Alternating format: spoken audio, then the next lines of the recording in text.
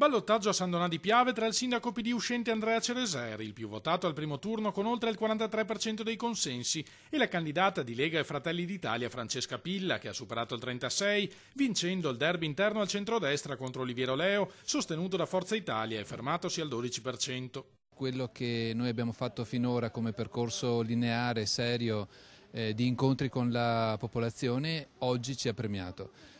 Avere 4 liste a nostro sostegno e 11 che corrono per altri sicuramente ha portato anche a questo tipo di risultato. Adesso la scelta sarà tra 2 persone, confido che l'onestà intellettuale possa avere la prevalenza.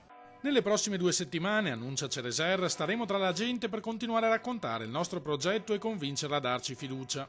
Il primo messaggio lo vedete alle mie spalle, sono al mercato, come ho fatto in questi 5 anni, ho incontrato le persone, i cittadini, ho spiegato quello che abbiamo fatto, quello che non abbiamo fatto, che cosa sta accadendo nella città, opportunità ce ne sono e tante, come è stato fatto in questi 5 anni continueremo anche nei prossimi giorni. Francesca Pilla si trova dunque all'inseguimento, ma la situazione potrebbe rovesciarsi in caso di apparentamento con Leo. Se il resto del centrodestra ci avesse dato una mano, non ci avesse ostacolato, probabilmente avremmo vinto al primo colpo, come si suol dire. Siamo pronti a dialogare con tutti, scandisce Pilla, un messaggio rivolto innanzitutto a Forza Italia, ma che strizza l'occhio anche al candidato grillino Angelo Parrotta, votato dal 6% dei sandonatesi.